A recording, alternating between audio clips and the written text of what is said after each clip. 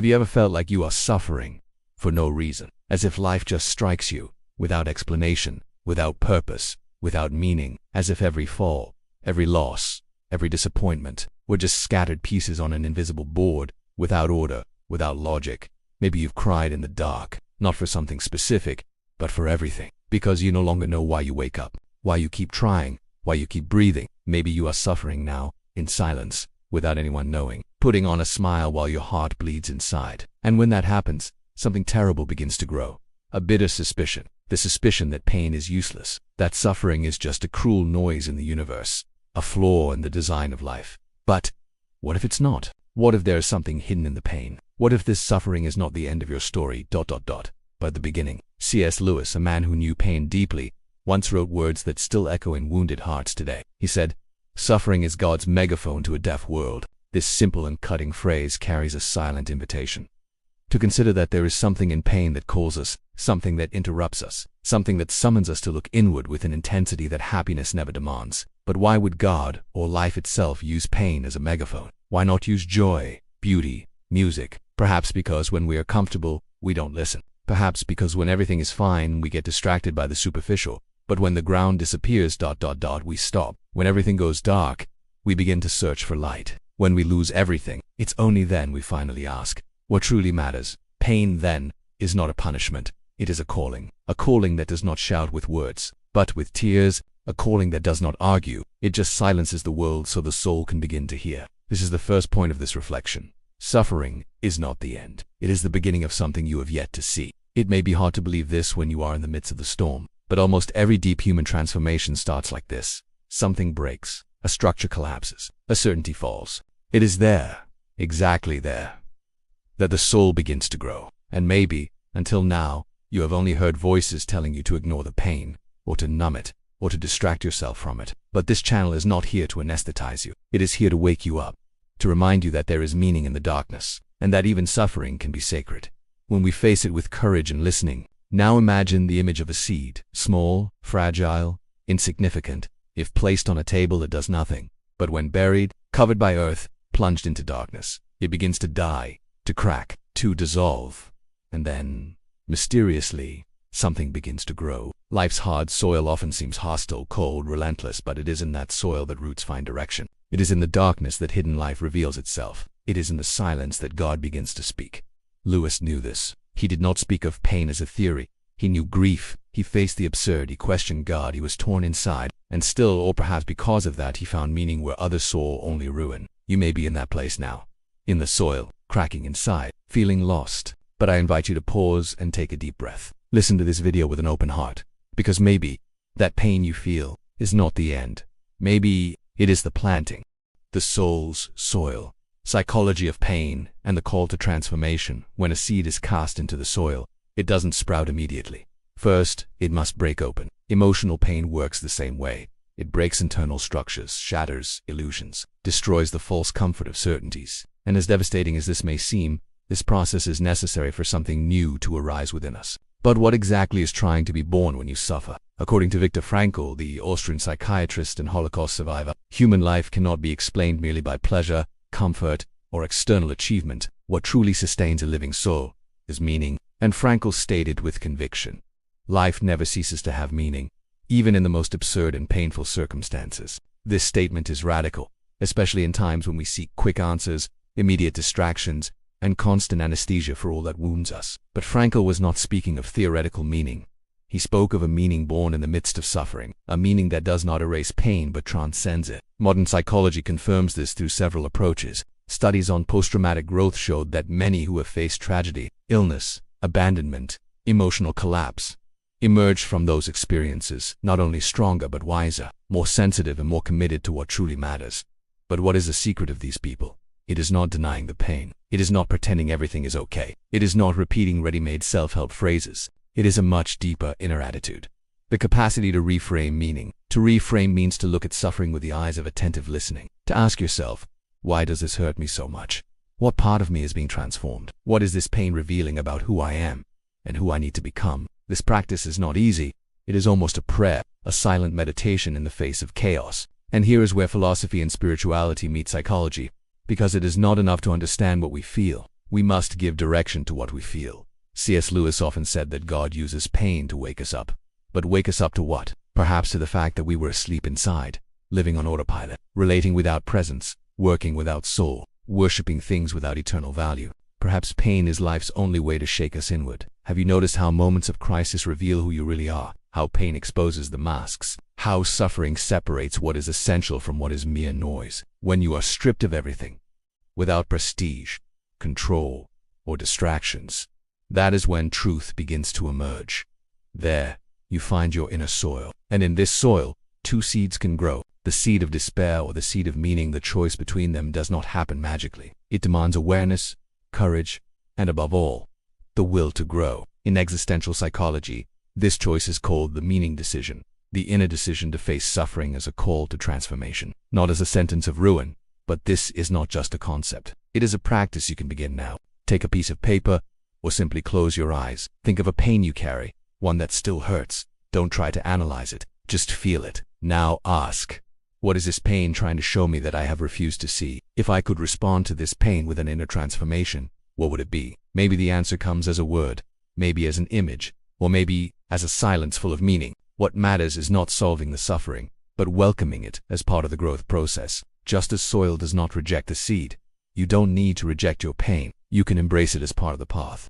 The breaking of the shell. Stoicism and the art of rooting in reality. Imagine the moment when the seed, enveloped in darkness, begins to crack. It lies in the soil, isolated, pressured, silence, and then its shell, what once protected it, starts to break.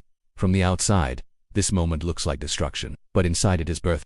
The same is true for you. Pain often comes to break internal structures that no longer serve you.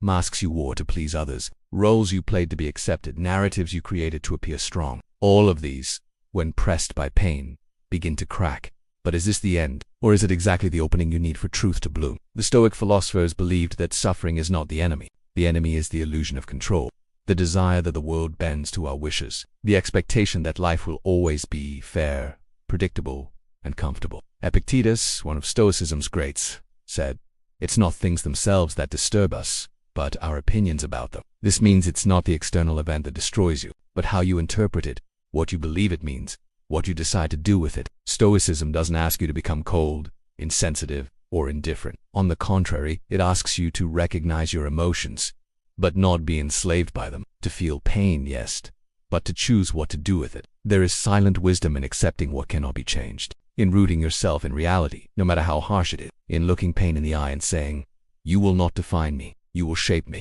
Think about this. How many times have you suffered more from resistance than from the pain itself? How many times was the fear of losing more painful than the loss itself? How many times did anger and injustice hurt you more than the injustice itself? Pain, when resisted, becomes poison, but when accepted with wisdom, it becomes fertilizer. The Stoics called this amor fati, not passive resignation, but active and courageous acceptance. It's looking at what is happening and saying, "I would not have chosen this, but since it came, I will make it my path."